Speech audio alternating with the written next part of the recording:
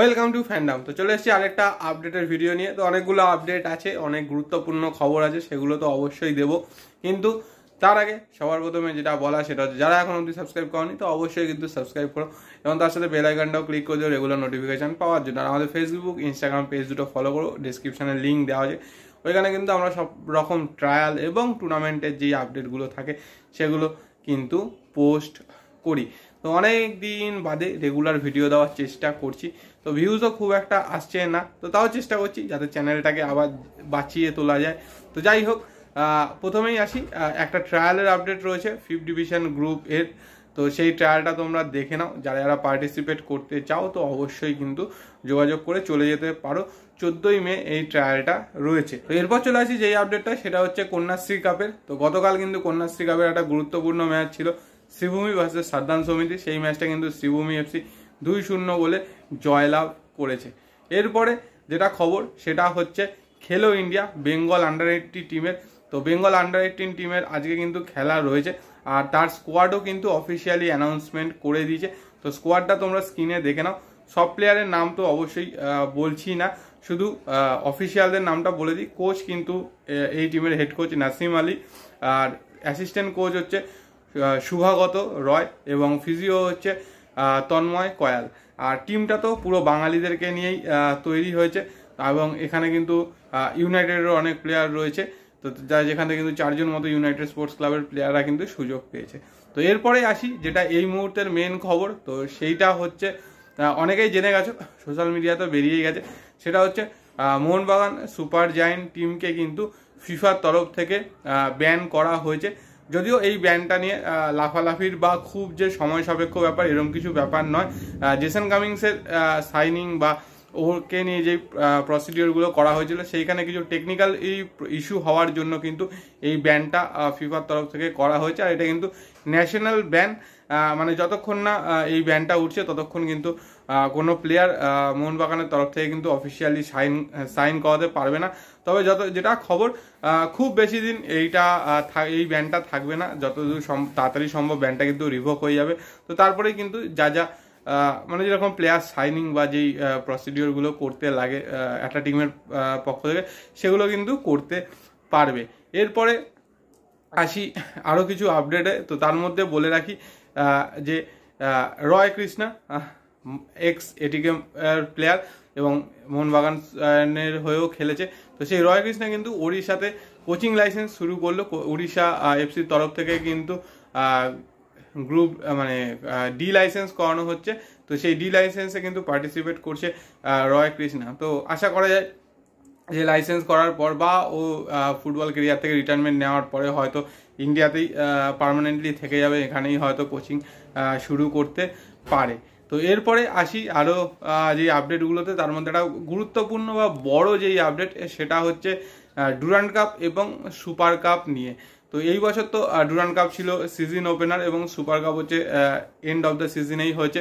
তো সেখান থেকে কিন্তু সুপার কাপে সেরকম ইন্টারেস্ট অনেক টিমই দেখায়নি, রিজার্ভ টিম খেলিয়েছে, যেরকম ডুরান্ড কাপেও খেলায়। কিন্তু যেহেতু সুপার কাপে এএফসির একটা স্লট রয়েছে, তো সেই জন্য কিন্তু এআইএফএফ এর তরফ থেকে একটা সিদ্ধান্ত নেওয়া হয়েছে যে আগামী সিজন থেকে, মানে 2025-26 সিজন থেকে কিন্তু সুপার কাপকে সিজন ওপেনার হিসেবে শুরু করা হবে। কারণ যেহেতু এএফসি স্লট রয়েছে, তো এটা যাতে টিমগুলো একটু বেশি গুরুত্ব দেয়, তো সেই জন্য কিন্তু সিজন ওপেনার মানে আগস্ট মাস নাগাদ ডুরান্ড কাপের স্লটে কিন্তু সুপার কাপকে করা হবে, এবং ডুরান্ড কাপের স্লটটাকে কিন্তু সুপার কাপের জায়গায় নিয়ে যাওয়া হবে। মানে এন্ড অফ দ্য সিজন, মানে হচ্ছে এপ্রিলের এন্ড, মে মাস, এই টাইমে কিন্তু ডুরান্ড কাপকে নিয়ে যাওয়া হবে। যেহেতু ডুরান্ড কাপ একটা ইনভিটেশনাল টুর্নামেন্ট এবং এখানে কিন্তু এএফসির কোনো স্লট নেই, তো এটা কিন্তু এআইএফএফ এর তরফ থেকে চিন্তা ভাবনা করা হচ্ছে। তো দেখা যাক এইটা নিয়ে কি ডিসিশন হয়, ক্লাবেরাও কতটা সম্মতি জানায় বা ডুরান্ড কমিটি এই সিদ্ধান্তটাকে মেনে নেয় কিনা,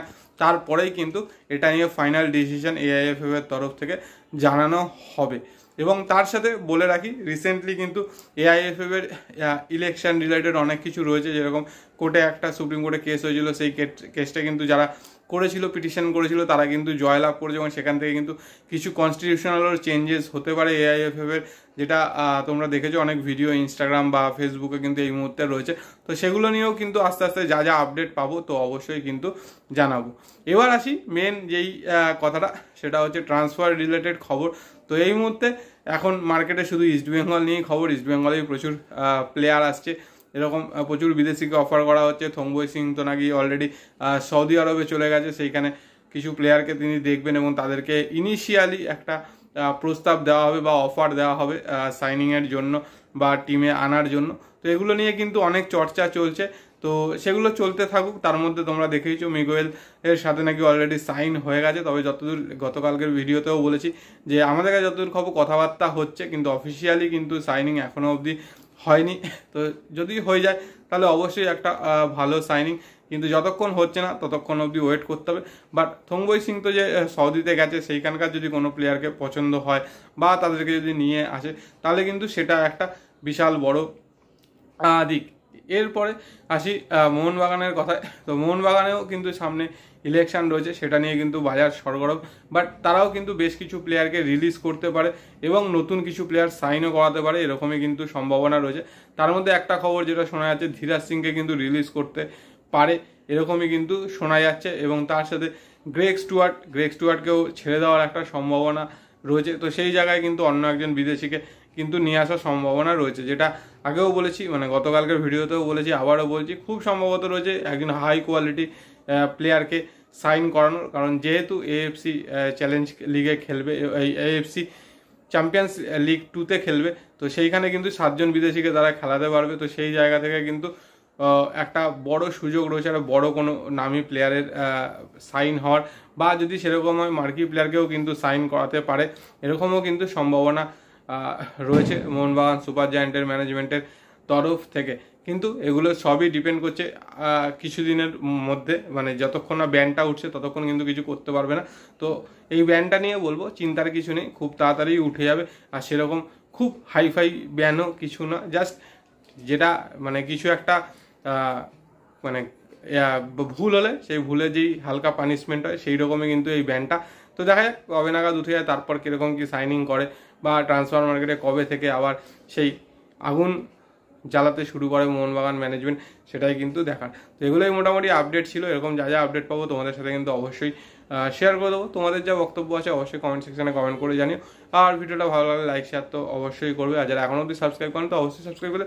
আর অবশ্যই ইনস্টাগ্রাম আর ফেসবুক পেজ দুটো ফলো করো, ওখানে কিন্তু ট্রায়ালের আপডেটগুলো পেয়ে যাবে। তো চলো আজকের মতো টাটা।